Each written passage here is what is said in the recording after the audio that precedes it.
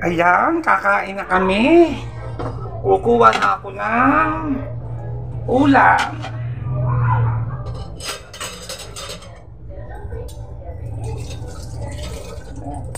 Yan, kukuha na ako ng ulam. Kakain na. Ang sarap. Okay. Lapangan na.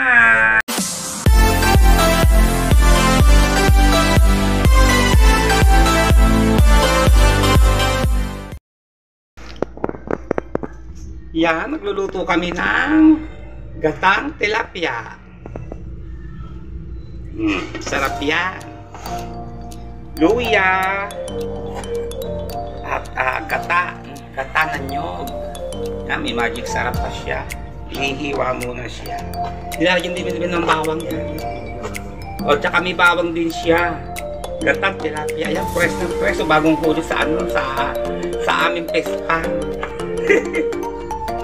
May sariling pispan para sa palengke, bili sa palengke.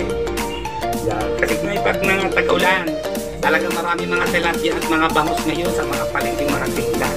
Eh ngayon ang mga talangka. Mga talangka. Puso ngayon ng mga talangka. Ayun, wala pa kami na biling. May rumita lang ka na sa palengke. Kasuso. Yung talangka tsaka suso, ay dapat pala dumaan mo na nga pala ako ng palengke na i-vlog ko muna yung talangka tsaka suso. Yan ang gustong-gusto ng mga taga ibang bansa. Hiwa muna.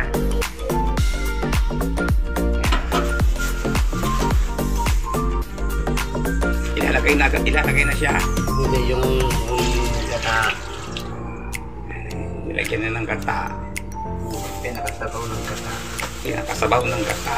Pero yung purong gata, mamaya pa. Mamaya pa ang purong gata. Ito muna yung pinakasabaw ng gata. Ipapangat muna siya.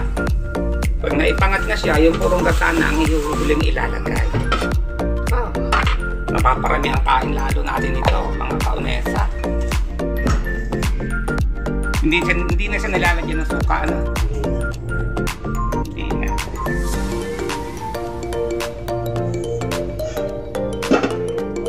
Right, dyan na muna kayo.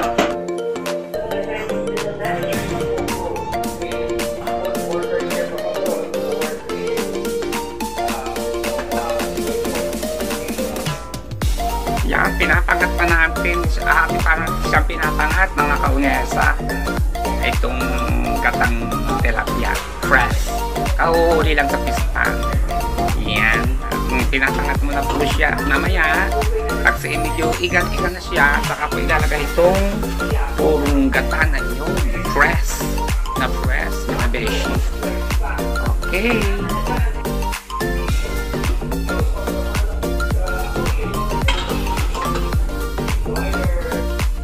Sisilipin natin ang ating nilulutong tilapyang gata. Ilalagay na ang purong gata dahil medyo naigan na po ang tubig ng pangat. Pinangat muna siya bago inilagay ang purong gata. Yan, yummy.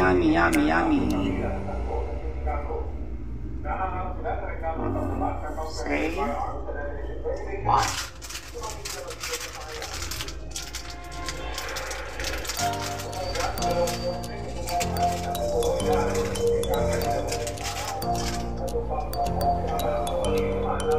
So ngayon, tinakpan na. Okay, pasusunod ulit siya. Mahina lang ang baga para hindi agad siya masunog. Para ang amoy niya ay gatang-gata. Tilapyang gata. Dito sa Batangas, mga kaunesa.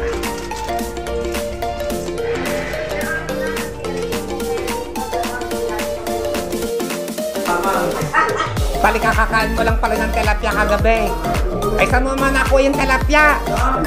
Sariwa pa naman tilapyang yan. Yung kinain mong yan. Tayo pala kumain kuya. Sabi ni Chocolate, ulam namin tilapia. Sabi ni kuya, kakakain ko lang ka ng tilapia kagabi eh. Arika. Yan, luto. Yan, luto na. Oh, super bango. Gatang tilapia. Bini sa Batangas. Alay ka. napakasarap na aray. Tanggat ang tilapyang aray. Wow. Ito na ang tilapyang gata, mga kaonesa. Nagkainan na pala sila. Ano rin na lang natitira. Yan mga kaonesa. Kain tayo.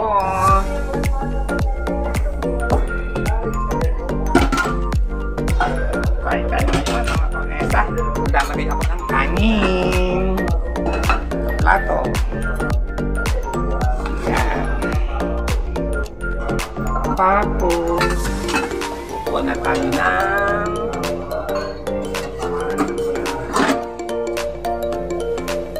tilapia.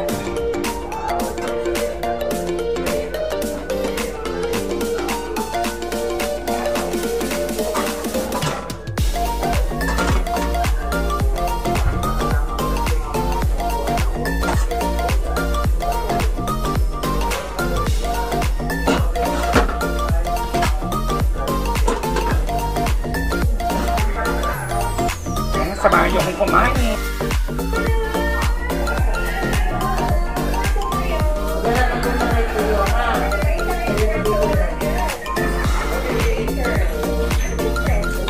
Doon sa random yung Ate Yoli, lagi kami nagpa-vlog, lagi pinapuntahan ng mga vlogger. Noon. Noon pa doon. Malilit lagi doon nagbablog ang mga vlogger na Idol Japper. Dahil si, kapatid ni Bamba, dati yung nagbablog, si Makmak. Ay tumigil na, nagsawa na yata.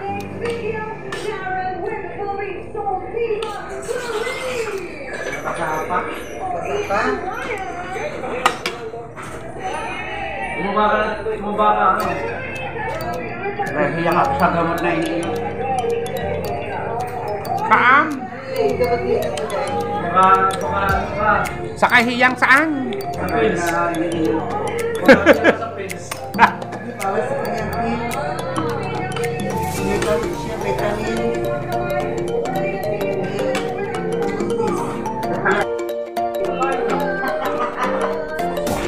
Saan ba napunta? Hindi mo pa pinakain. Hindi kasama ang jowa.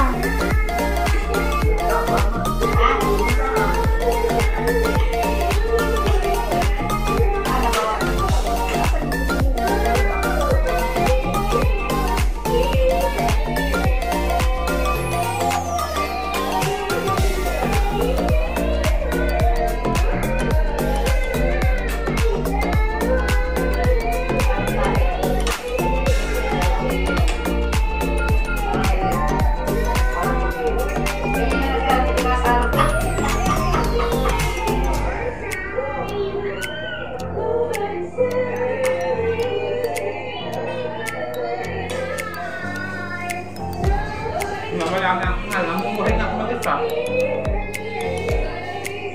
Hindi ako natamo mga kapag-kailangan. Subo ko na sila eh. Umuhay ako mag-isa. Palak ko na ngayon.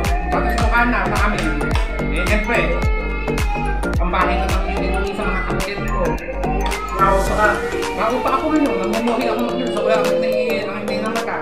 Walang isa? Oo, namumuhay na ako mag-isa. Nalulungkot ako minsan. Pinaalala ko ang ganyan. Pag nawala daw siya, ako wag ko pabayaan siya. Okay. Magkakailan ng iba, kayo magkakapatid, kayo nagkaka. Hindi mo kapatid mo nagkakapatid? Ay, mga nakakita ko sa sila? Sila? Mga tunay kong kapatid, dalawang kapatid. Tunay kong kapatid, apat kami sa una. Sila apat na lang? Apat na lang sa tunay kong kapatid. Sa pangalawa din, ako. Siyempre, alam namin na yung ugali ng mga anak niya.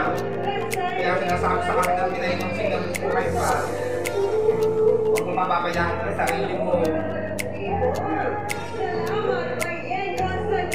Congratulations, Clarice and Jenny! Nanalo kayo ng 25,000 pesos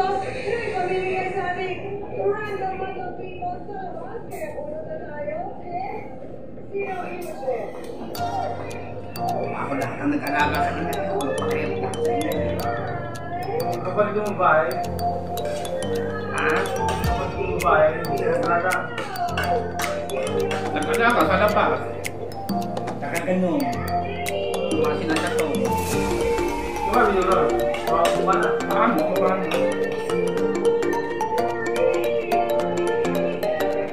Nakakakto. Akong nangyari.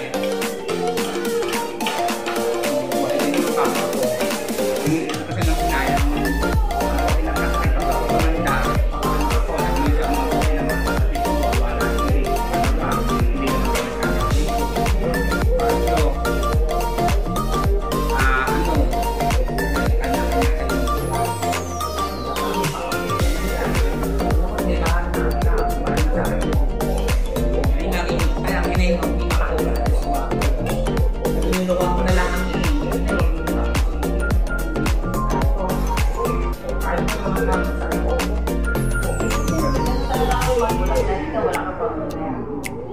Ang iniisip lang niya ako lagi.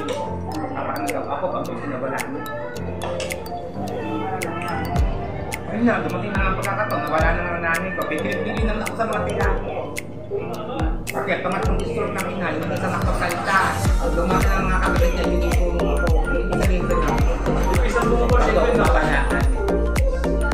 Ha? Isang buong pa siya Jay. Oo, isang buo ko. Diba? Oo. Sorry na, ano? Sorry na. Karamot yung ano. Nanay ko tsaka nanay nila magkakapatid.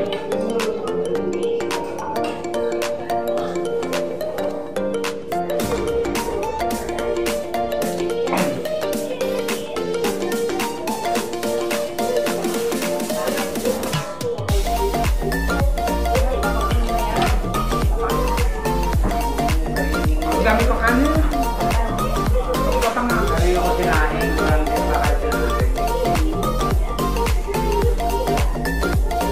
Ikaw naman ako eh. Sama na kayong dalawa? Sabi na yung kasi, dito ko kayo ng Wow! Dami na kami. Ang dami. Kasi baka-baka. Paborito doon yung baka. Galing sa taas. Pag nilang binigay. Isip ko kami ng dalawa. Buti dumating yung juwan na. Bakit kakain kayo po? Ay, hindi yung nanay mo. Pero, yung natira. Anong sabi ng yung gusto mo ayun na nung inay nabubuhay ang unay.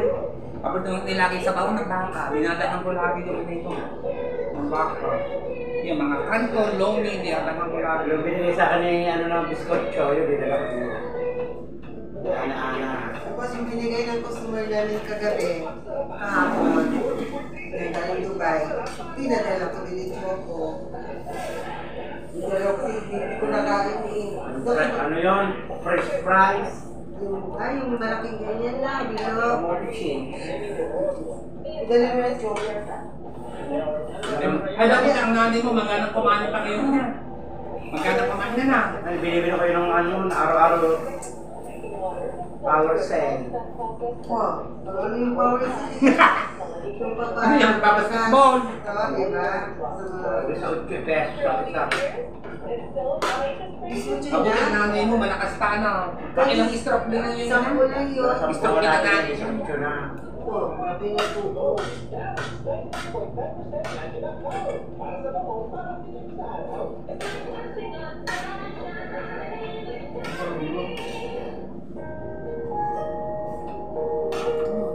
Nakagay ko siya kanina. Hindi ko siya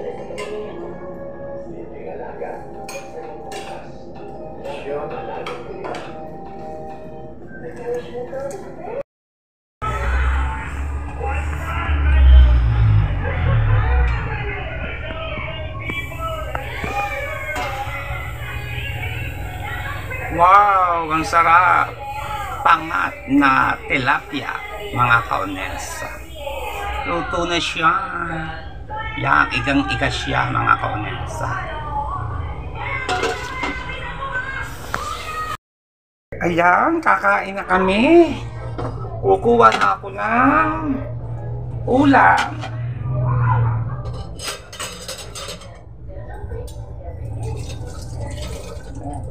Yan, kukuha na ako ng ulam. Kakain na. Ang sarap. Okay. Lapangan na. Pinya. Yan, sarap. Oh, pampagana.